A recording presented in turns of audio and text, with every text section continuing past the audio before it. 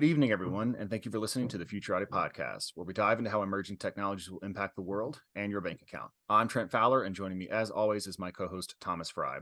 Thomas and I are futurists, keynote speakers, and consultants with decades of experience in analyzing trends and communicating new developments to audiences across the world.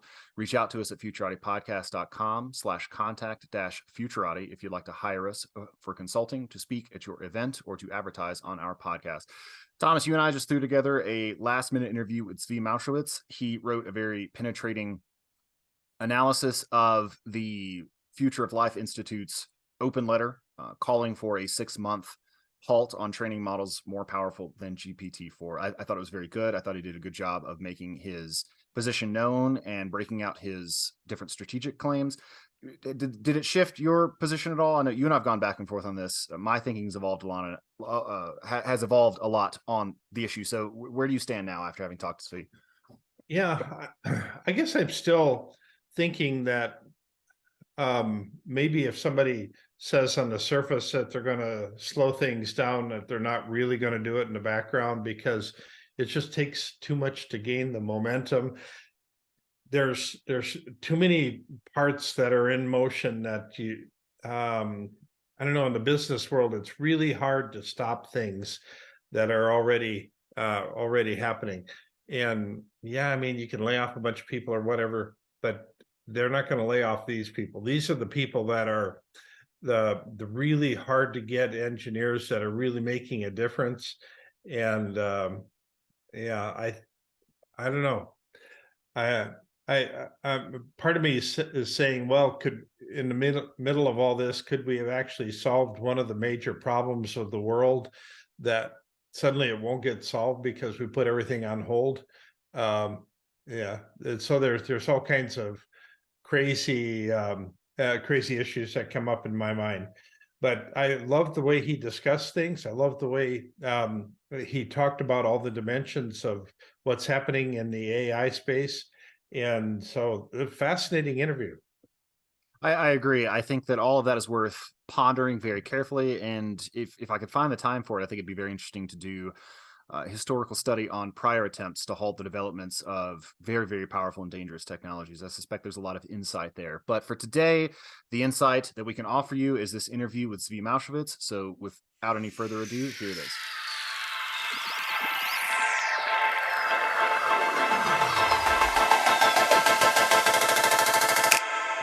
Tonight, we're joined by Zvi Mowshowitz. Zvi is a former professional player of Magic: The Gathering. He's also been a trader and market maker in both traditional and non-traditional markets, and was CEO of the personalized medical startup MetaMed. Recently, he wrote a very thoughtful analysis of the future of life's call to halt experiments with large language models, and that's the subject of our chat today. If you enjoyed this interview, please subscribe to the podcast and share it with your friends, and don't forget to check out our website, futuratipodcast.com.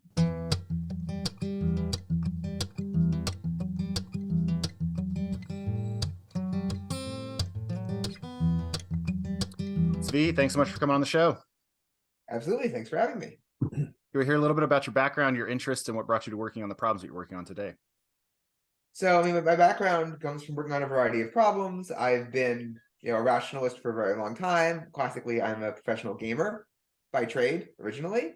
Played Magic: The Gathering professionally for over 10 years, made the Hall of Fame, wrote about that. That's where my writing started developing. After that, I moved into, interest in gambling, interest in trading, tried to start my own company for a bit. And then right now I wound up, I'm still making a game, Emergence, but primarily I'm a writer at this point. And so like the current writing gig started basically with COVID. I had a blog that was just talking about various different world modeling, rationality style issues. And then I started talking about COVID, and then that became a weekly column, and that became something people found helpful. And then as COVID wound down, I discovered AI was winding up, and I tried writing about that, and then suddenly I had no time to sleep. Wow. Yeah. So, well, lucky for you, there's a new catastrophe on the horizon, so you don't have to stop writing. Yeah, that would be awful. I would hate it if there wasn't a new catastrophe on the horizon. What would I? Well, what would catastrophe bloggers do with their time? Well, I mean, either way, ChatGPT might be automating that job anyway. So I just don't know that there's even a future for you to live in. Well, I am very confident that GPT-4 ain't getting this one done. Yeah. Well, let's talk a little bit about that. So I originally reached out to you because you had written a thoughtful analysis on the proposed moratorium, which came out from the Future of Life Institute. I actually just wrapped up an interview with Jeffrey Laddish, which is going out tomorrow on that. So I kind of wanted to pick your brain about that in particular. And given that you thought a lot about COVID, you think a little bit about these sort of global coordination problems and what goes into them, I figured that could be the focus of our conversation. So if you just want to, briefly adumbrate the FLI's letter, and then we can talk a little bit about your analysis of it and kind of go from there. Sure. So the FLI letter was basically saying, we're seeing rapid advancements in artificial intelligence capabilities, and it's kind of scary what might happen if we kept increasing model size and increasing, how much we train them and how capable they are. We don't know what comes next.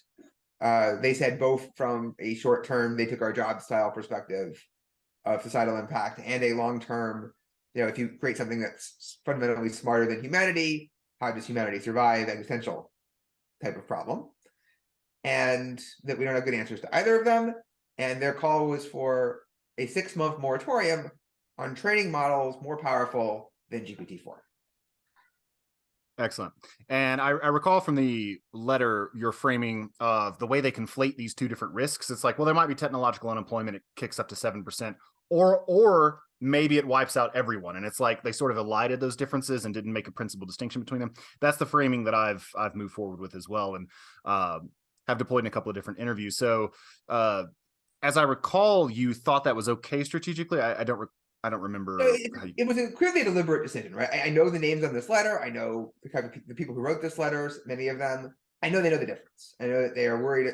I know that many of them are worried almost exclusively about existential risk and are not themselves very worried about they took our jobs risk. And I am in that camp as well. I am very, very unworried about short-term they took our jobs risk.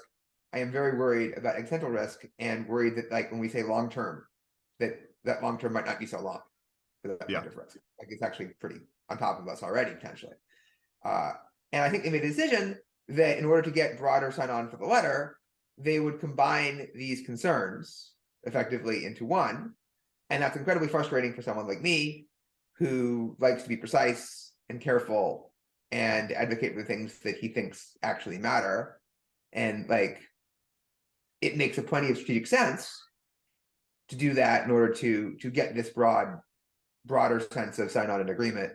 A lot of people could say, well, I don't understand why we should worry about everybody dying, but I do see that, like, our jobs are at risk and our societal cohesion is a worry, and misinformation might come out. And, you do want those people to support your efforts, right? Even if they don't understand the reason that you think is the good reason.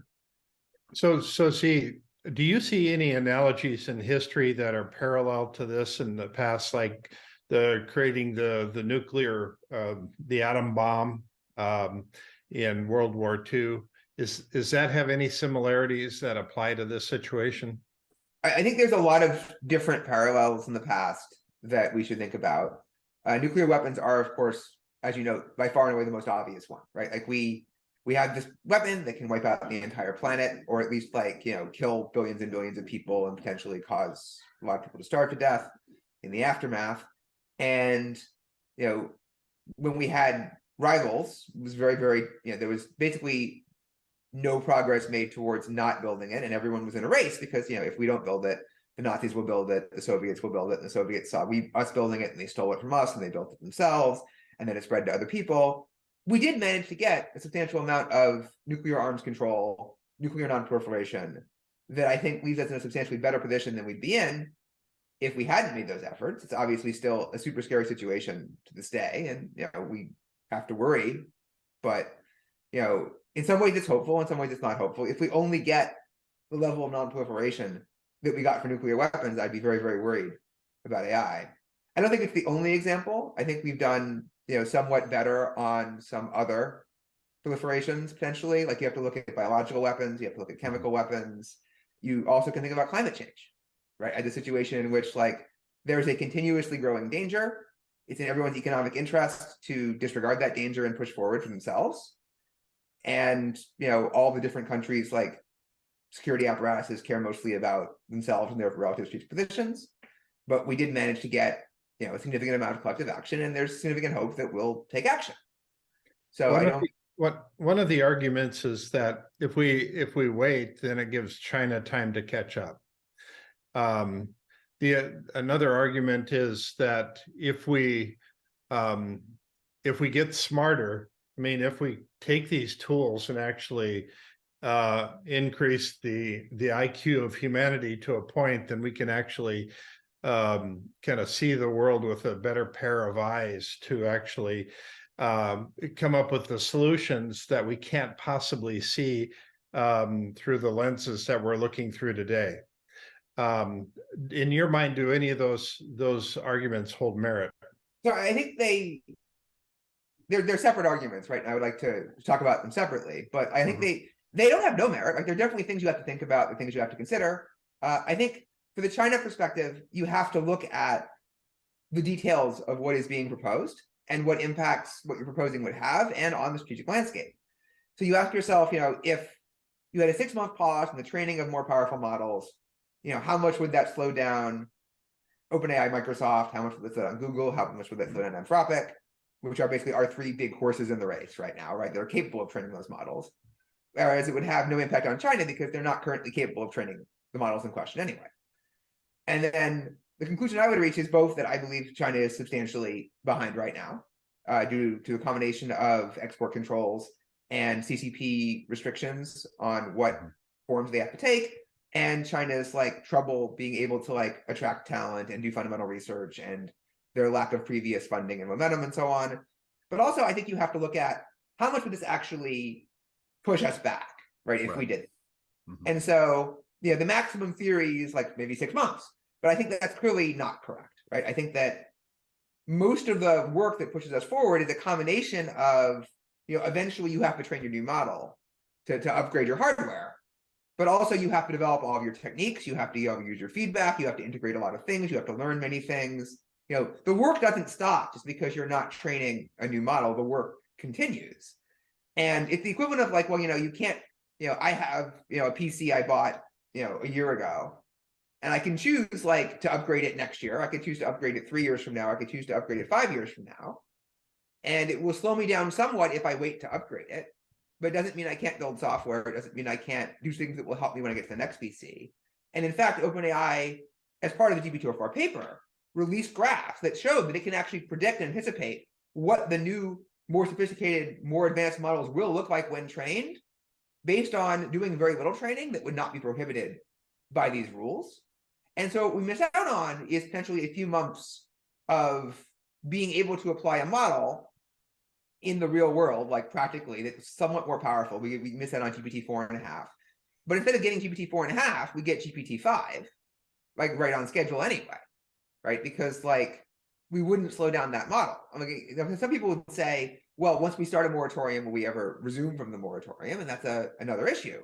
But as stated, I think it's a very small concern.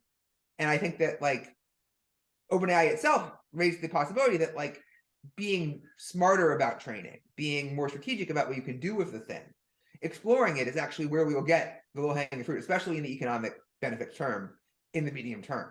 I think being able to develop better plugins, better techniques, better prompt engineering, better integration into various tools. I'm very excited in the economic sense by Copilot for Microsoft and Google Bard integration. And neither of those, I think, require better models than GPT-4 in order to provide immense economic value. And it's not clear to me that a model that's being trained now would be a substantial upgrade over that for that purpose, as opposed to, okay, first we need to be able to integrate what we have and understand what we have, and then maybe we can usefully do more in that sense. And of course, the better model is better. But look at, they have to limit GPT-4 right now to 25 queries every 3 hours, I think it still is. And they won't let people upgrade because too many people have paid for this. And there's a compute limitation. So if you train GPT-5 right now, and you put out GPT-5, which requires more compute to use and is slower, right? How much can we really get out of it? As opposed to maybe we should be pumping that compute that we would spend on training GPT-5 into GPT-4 right now, and to learning how to use GPT-4 better. Maybe that's just strategically the right move anyway. And I think this wouldn't this just promote the tech companies to kind of bastardize the numbering system so that it goes from GPT-4 to GP 4.9, 4.999, and it keeps going out, and we never actually hit GPT-5. If we just number them differently, that will Yeah, satisfy we- you. We'll yeah, seize when control I- of the reward channel. Yeah, when I speak of GPT-5, right, I don't mean whatever OpenAI says is GPT-5, right? I yeah, mean something that is to GPT-4 as GPT-4 is to GPT-3 in terms of like the amount of stuff you throw at it combined with like what it can do, right? In some important sense. Like, when I talk about like, well, if you don't train, if say they're training GPT-5 now, or could, and instead they wait 6 months and then train GPT-5, I speak of that as like, well, they're training GPT 5.2, right? Or 5.3 instead of training GPT-5. Because like what they can train continuously moves up some sort of scale, right? In some important sense. yeah. Right now maybe they can train GPT 4.7 or whatever, and maybe that's worth training, and maybe it's not.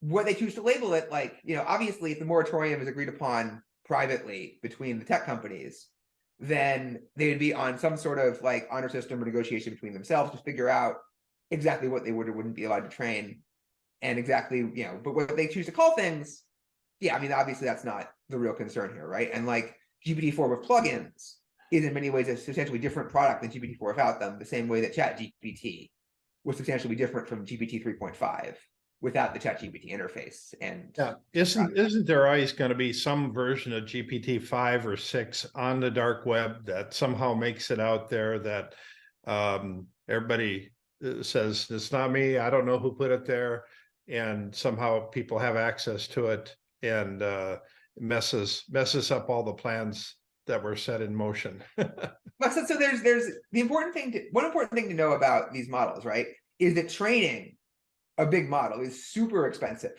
right? Requires tons and tons of compute and GPUs and time and data cleaning and so on. And running the thing is very cheap. So if you were to get a copy of GPT-4, right, all its weights and its infrastructure right now, and you put it on the dark web, we'd be running it on our computers pretty fast, like all of us, right? We'd be able to do that.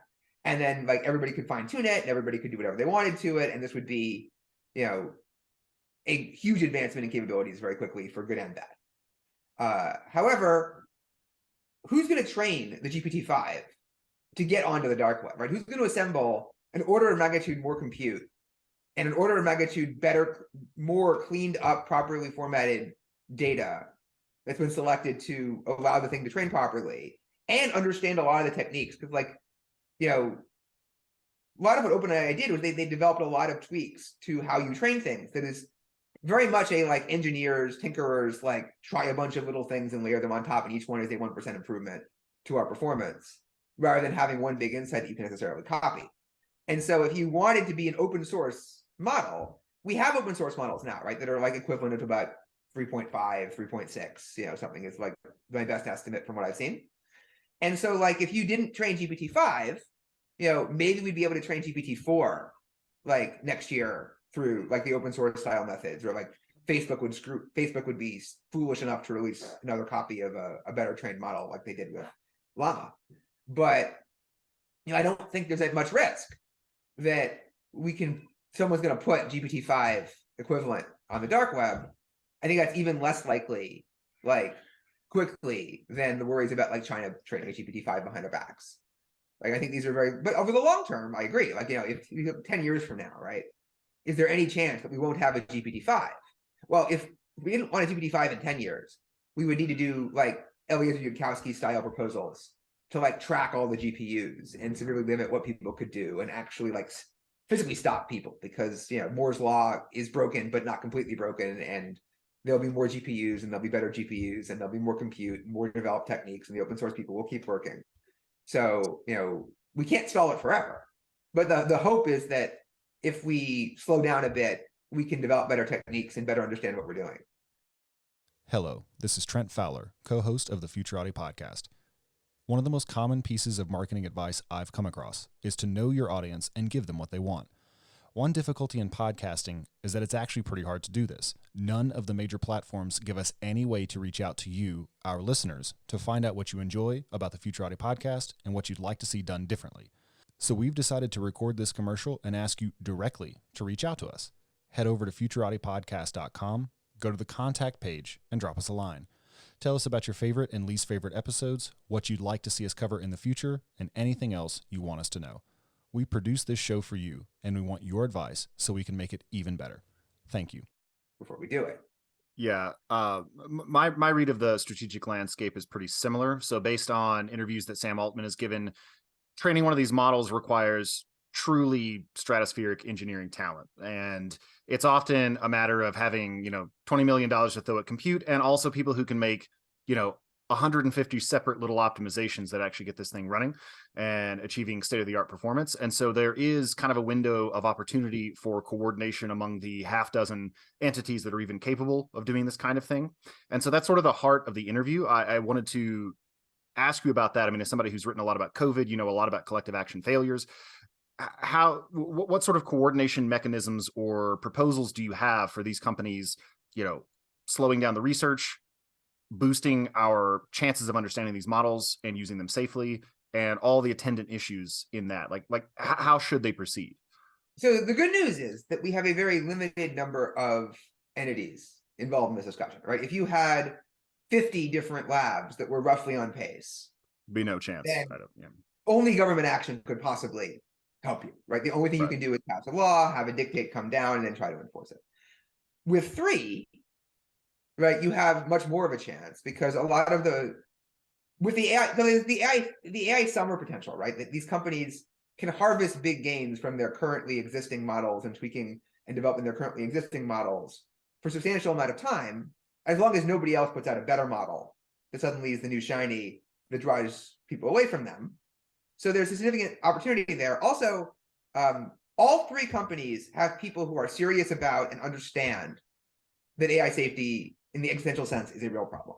It doesn't mean that they appreciate it the way Eliezer Yudkowsky would like them to, right? It doesn't mean that they think that, like, if they don't do extraordinary measures that we're 99% doomed. It does mean that they understand that we could easily be doomed, that like something could go very wrong.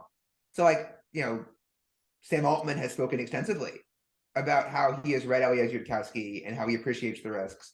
And sometimes he sounds cavalier, right? The famous quote of, AI might end the world, but in the meantime, there'll be some great companies. Right. And that's not the kind of thing you want to hear from the person in charge of making sure the world doesn't end. But it is better than somebody who says there's just going to be some great companies and the world won't ever end, no matter what we do. It means, and there's clearly channels between some of these companies because they've worked with each other and they've talked to each other and they know each other, and it's a small world.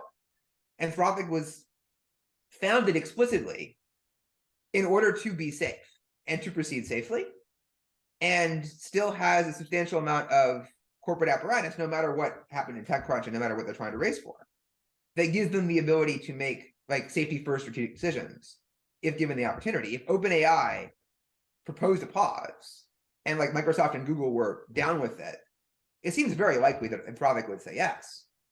And so it's much more about getting those 2 to agree to something. And now we're down to 2 in a real sense, or at least this is our hope, right? And 2 is a lot easier than 3. And we're already seeing them start to talk about things things that they can coordinate on, things they cooperate on. For example, ARC, right? So ARC is Paul Christiano's operation. It's a method of evaluating potential new models to see if they pose a serious danger of breaking out, becoming agents that can self-direct, or otherwise pose a potential threat that they might recursively self-improve or gather resources or endanger humanity. And OpenAI has made it clear that in the future, they're going to use ARC evaluations. And if the ARC evaluation comes back, no, you absolutely cannot release this, they will honor that and they will not release the thing. And they have, in fact, delayed their previous, we're talking about a 6-month pause in training models. OpenAI waited 6 months before deploying GPT-4 and previously waited 6 months or more before deploying GPTs 2 and 3 in their own forums. This is not an unprecedented amount of caution and delay. It doesn't seem like it's unreasonable at all. And they didn't do that through an agreement. They just did that because they decided to do so, because they decided it was more responsible for them. So I think that these things are well within people's grasp. I think certainly Anthropic could propose, here's how we think the ARC agreement, after talking to Paul Christiano and his people, is going to work. Here are the things that absolutely must happen before a system is released. Here are the red flags. If any of these red flags get triggered, the system will not be released under any circumstances. Here's what we need to release to the general public. And then OpenAI could say, okay, that makes sense. We agree to do something like that. And they could absolutely say, until we can work that out, we're gonna do some sort of pause. But like the important thing here is that there's 3 entities, they can talk to each other, and we want to get them talking. We want to get them like seriously considering what they can do and laying out an infrastructure for that, right? Because like one of the things that you learn with the example of nuclear power and other examples is, once countries get used to talking to each other, once they've formed other agreements, even if those individual, like even if you form a nuclear agreement that says, we're only going to make enough missiles to make the rubble bounce 3 times, not 4 times, right? And like, does that help you? Well, I mean, it saves you a little money, but doesn't really make anyone any safer, right? In some important sense. But now you've decided you can talk and you can reach an agreement. And now you've developed protocols and you've developed relationships with each other. And you've actually shown that both sides honored the agreement, even if it didn't really have any good reason not to. And now maybe you can try to make the rubble bounce only once, right? Maybe you can try to make something that actually significantly matters happen.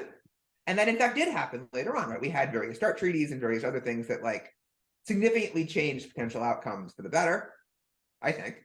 It's like certainly my model of nuclear risk. And similarly, like with like things like the Paris Agreement, right? Like nobody thinks the Paris Agreement is going to magically solve climate change. It doesn't really have an enforcement mechanism. Its goals are insufficient. It's way too vague, et cetera, et cetera. People don't, not all countries have signed off on it. But the more you do things, you flex those muscles and you build those relationships, you get into those patterns, you set those precedents, the better the chance that when, GPT-6 is being trained. Like say GPT-5, I think is probably fine, right? I think it's not 0% that it's a problem on this level, but I think it's pretty low that like the thing we would naturally call GPT-5 is a world-threatening device. But I think there's a decent chance that like when we train GPT-6, right, especially when we know we're going to wrap this thing instantly in all of these like auto GPT style agent mechanisms right away, right? Like it came out today, actually this morning, at least I saw it, that like they developed like a virtual world like sim style where like they had various different people walking around and developing plans and getting parties and having crushes and coordinating with each other. And all of them were just basic GPT-4 cycles. And like, again, I'm not particularly worried about this happening with GPT-4 or even 4.5 or even 5 necessarily. But like at some point, you should start to worry that humans are being dumb and are going to give these things open-ended goals and give these things autonomy. And they're going to start gathering resources. And we're going to be potentially in some trouble, and you need to know where you should worry that you have to stop giving people models to work with that are too powerful for that, or something like that, say. Mm-hmm. And if they flex the muscles of meeting and reviewing and comparing notes, then the hope is that when the time comes that they actually have to have an agreement that matters, right, that we'll be ready. And also that we can extend that habit to potentially talking to others. Like we didn't talk too much, we talked briefly about the Chinese question, but my view of China in this whole thing has been, they're way behind. That will, of course, with enough time, change if we were to completely stand still.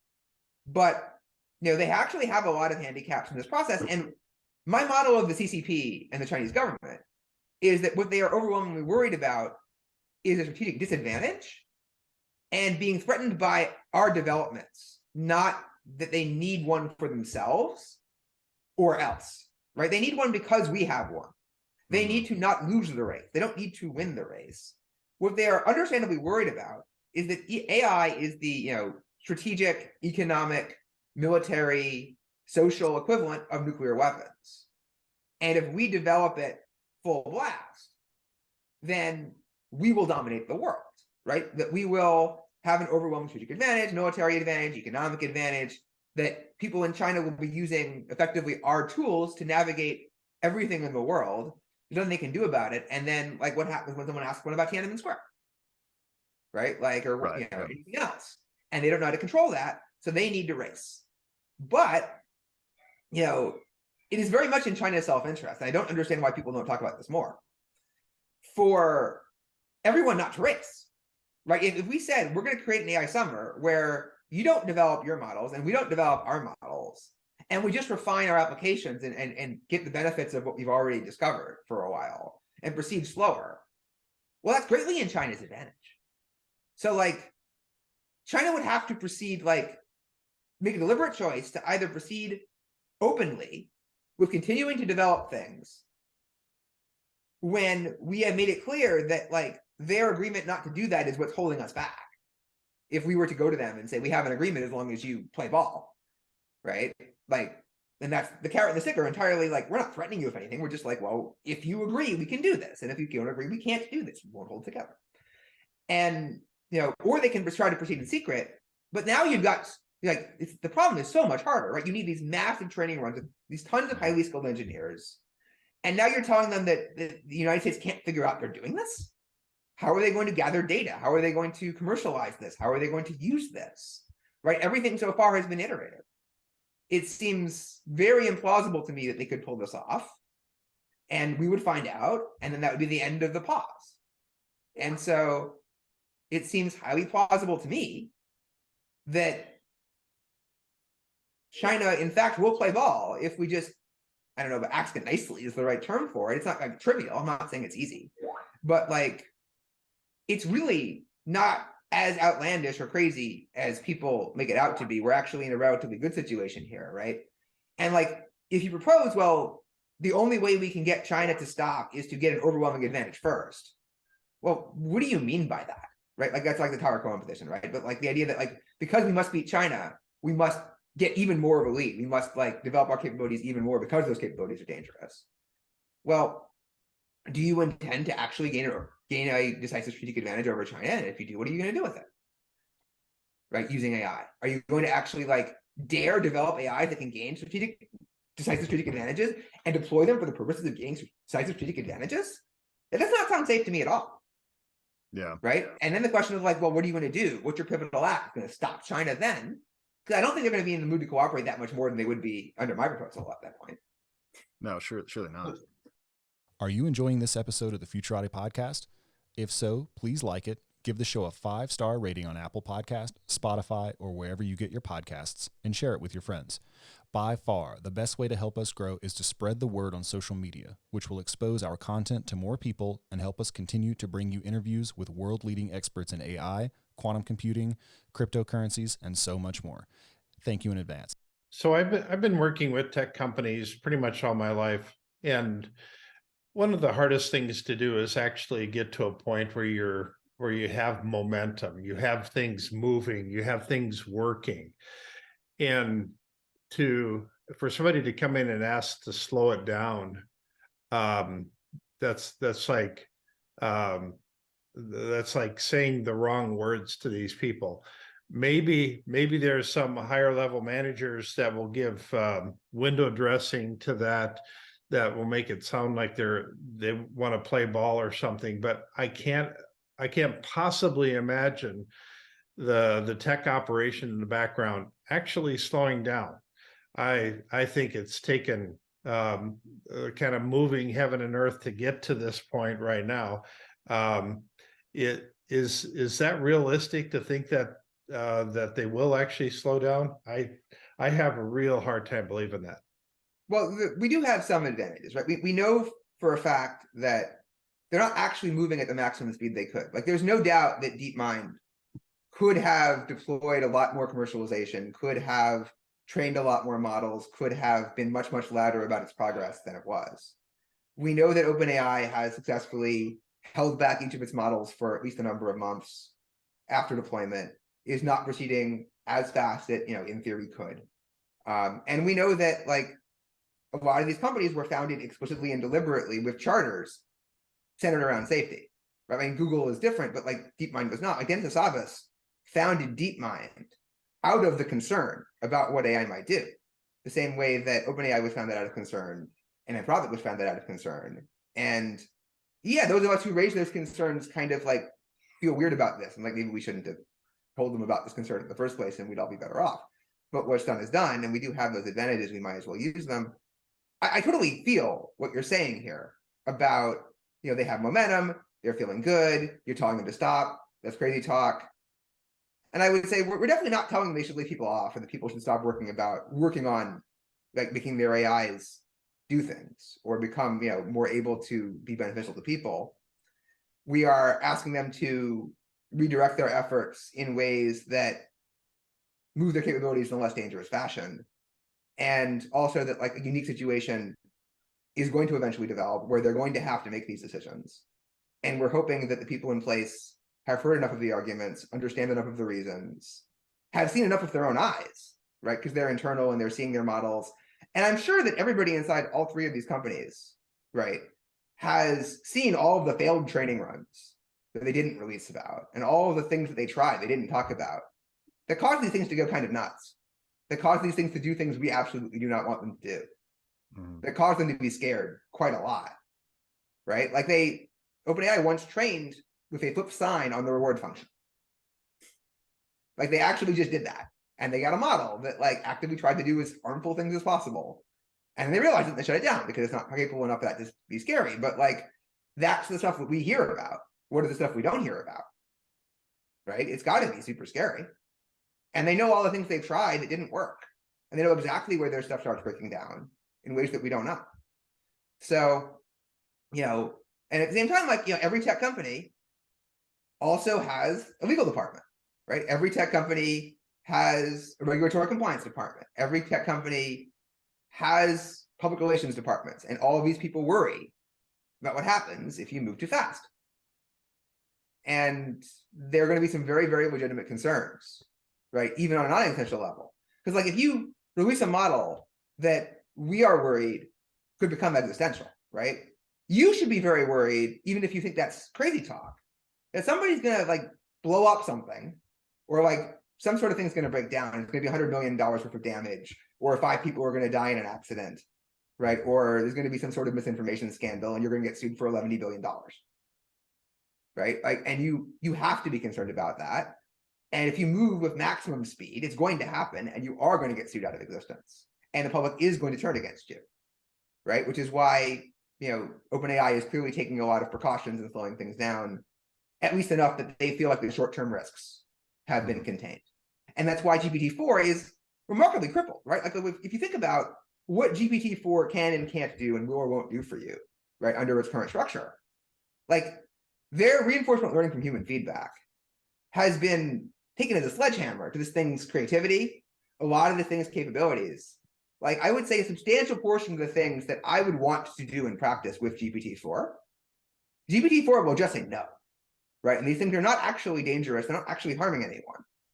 They're just, you know, it can't be creative. It can't be objective. It can't handle certain like more adult things because the decision was made from a PR standpoint, essentially, that it couldn't do that. Right. Right. And so what happens when the stakes are not chat in a box? What happens when the stakes are this thing is deciding like how people reply to emails with like kind of out of, you know, without direct supervision, and it's like designing business plans, and it's like executing arbitrary code all over the place and other things that like we are like not fooling ourselves into thinking people are not going to have it do. It can do a lot of damage, right? Like no matter what, even if the accidental risks turn out to have been a mirage, right? If it turns out somehow that we live in a miracle world where none of that stuff is actually physically feasible or likely, and again, I think this is very, very unlikely that like this problem just goes away without us actively solving it. I think we might actively solve it, but like, you know, these things are going to be problems, and we know they're going to be problems, right? On the levels of supercharged versions of things like malware, right? We just know that's going to be the case, right? And so, you know, these people are going to be in the habit of slowing down. They're going to be in the habit of not deploying everything they develop the moment they have it, of not just training the biggest possible model at the biggest possible cost. And they're also already running into serious financial trade-offs there, right? Like GPT-4 costs quite a lot of money to train. We don't know how much because they're not talking. But when you imagine how much GPT-6 would cost to train, right? We're talking about billions and billions of dollars. We're talking about a significant percentage of even a Google's market cap, potentially, just to train that one model. And we don't know if we're going to get that much out of it necessarily in practice. Like, get their money back. So, like, it's not obvious to me that they won't just kind of have a sigh of relief that they can instead, like, have, you know, OpenAI has very few employees, right? It has like 300 something engineers, I think, something like that, working on AI. And so I think they'd much rather not have most of their costs to be training compute, right? I think they'd much rather have most of their costs be a combination of compute people pay for because they're using the service, and their engineers develop better and better techniques, right? That seems like the place you'd want to be in that sense. And one interesting thing that Anthropic's deck said was they expect that whoever has the better stuff coming out of this next cycle of development is going to have an overwhelming strategic advantage, and it's unlikely other people will catch up. Now, I don't think that's because other people won't be able to train a larger model, right? Because like anybody can, in theory, raise money, and like Apple or Amazon could throw $10 billion of compute at something if they wanted to. That's not the issue. The issue is that you will have enough customer interactions and data and experience and specialized knowledge, and you will be building yourself into the infrastructure of the internet such that, you know, the other companies will just be hopelessly behind on a human, practical, experiential level. And that's not going to be because like their models don't have enough parameters, right? Like anybody can train a big enough model with enough money. And in fact, that's never going to be the moat, right? You don't want that to be the moat. That moat is a disastrous moat to have in terms of your financial expectations, right? Because if you're in strong, fierce competition, right, with 3 different people, and you're all pricing aggressively, and you're all like worried about marginal cost and like trying to set it up so that you can like sell your other products that are linked to this thing and otherwise make money.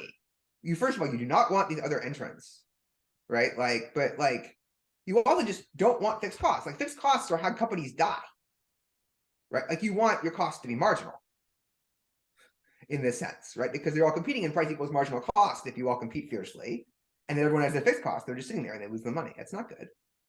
Do you need a dynamic and knowledgeable speaker for an event? Thomas Fry and me, Trent Fowler, are both seasoned keynote speakers, able to converse on a wide array of topics to audiences of all sizes and skill levels. Go to the contact page at futuratiPodcast.com to book Thomas or myself today, and let us apply our years of experience in public speaking to make your event a smashing success. Last question.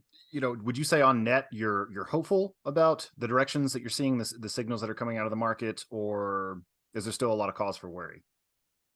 Yes, right. I'm hopeful, but like default is bad, right? Like so, like everybody has hope relative to something else. So like one thing I'm hopeful about is I am very hopeful about the short-term impact of artificial intelligence, right? Where short-term means like GPT-4 level models, right? GPT-4, 4.5 style models, and an AI summer where we capture those gains. I'm not worried about them taking our jobs. I'm not worried about them saying the wrong words. I'm not worried about them like encouraging terrorists or spreading misinformation or doing deep fakes, right? Or any of that. I do think there are some serious concerns people are not taking seriously enough about how malware is going to be spread, or how people can hijack these things through prompt injections and stuff like that. But I think it's the kind of thing that like creates small problems and then you figure it out, right? Like the kind of thing we're used to handling, and we will handle it, and the damage will be contained and it'll be fine. I'm also hopeful that people are starting to appreciate the real problems more and more, right? Like when even a few months ago, I would have felt much more nervous about expressing a lot of these concerns and trying to figure out how to communicate them to people. And now I think a lot of people kind of get them. And I think in particular, it's been very promising talking to like normal people, right? People who are not in tech, and seeing that they actually appreciate these problems pretty well. And the people in the labs, in fact, do appreciate these are problems. And we have a long way to go, right, before we get to where we want. So like the ARC evaluations for GPT-4, right? They were completely inadequate if GPT-4 was actually dangerous, right? If GPT-4 is actually, when you hook it up to AutoGPT or something like, AutoGPT version 3.5, suddenly turns into something highly dangerous and highly destructive that maybe even threatens us all, ARC would not have caught that, right? Like what ARC physically did would not have caught that, because they were given a less capable model without access to plugins, and they tested on that, and they tested like a reasonably limited amount, so it wouldn't have caught it. However, a new iterated version of that, once we flex our muscles, right? The same thing we want them to flex their muscles with the negotiations, they're flexing their muscles with the evaluations. So the hope is that the future version will have some teeth, and then the future version after that will have real teeth. And also, I'm actually hopeful about how little dignity we have in a strange way. Like one early speculations where people would be very, very careful about what they did with AI is because they would understand the dangers, and therefore, like, you wouldn't know what was going on almost till it was too late. But it turns out people are just so not caring about the dangers. They're just, not the labs themselves, but like the regular people on the outside. And they're charging ahead with like Zapier integrations, right, in AutoGPT, and they're hooking like everything up to their AIs, telling them to be agents, just seeing what happens. And so what this means is that like the AI in the training run is going to be fundamentally agentless in ways that the AI after the training run is going to be much more of an agent doing the current paradigm of development in ways that we might not have previously anticipated. And like we're seeing a lot of the seriously dangerous steps happen more incrementally and more in a place where we would actually have a chance to notice them and intervene, and also where it have more of a chance to do like a small amount of damage, right? To get a real fire alarm in the form of, oh my God, that's only that's $100 million worth of damage. Oh my God, 50 people died, or, the internet went out for a week in Denver, or, whatever it is that happened that caused us to realize something went very wrong. Right. Yeah, that seems to have some evidence, or it seems to lend some credence to Cristiano's belief that we'll have at least a few chances to learn from alignment failures, but we don't have to necessarily get all of it right on the first try. So that's I want to speak to that, because like I'm actually like I do think that like it's important to notice that all of the things that we're doing to align the AI right now, right, as I understand the technical aspects of it, I strongly believe have epsilon chance of working on a model that would actively be dangerous if no safety precautions were used, right? The safety precautions are working precisely because the systems aren't dangerous enough, right? And that like the moment you need those systems to work the way you want them to, or we are all in deep, deep trouble, that is the exact moment these things clearly stop working. They might stop working first, but like that is the moment when they suddenly stop working the way that you wanted them to, and these things start being deceptive. These things start misinterpreting from your point of view what you meant to do. These things start doing strange, unexpected actions that like you did not anticipate. All of these things start going wrong. They go wrong simultaneously, and you don't know they're going wrong because you trained the system to pretend to be what you want, right? Like that was your whole goal. So like you are setting yourself up for complete disaster. Now what you need is that system to break down fast enough, right? When it's not that bad for it to break down. And we'll see. But like I think the scary situation is if the techniques are just good enough that they kind of hold for too long, right? And that's like that would be a real problem. I think that's very possible. Okay, well, we plan on covering the issue in further episodes. I'm going to try to line up some more interviews with people in the space who are thinking very seriously about it. Zvi, I really appreciate your time. Thanks for walking us through this and giving us your perspective and the benefit of your insight. Absolutely. Much appreciated, Zvi. Yeah, sure. Anytime, man. It was fun.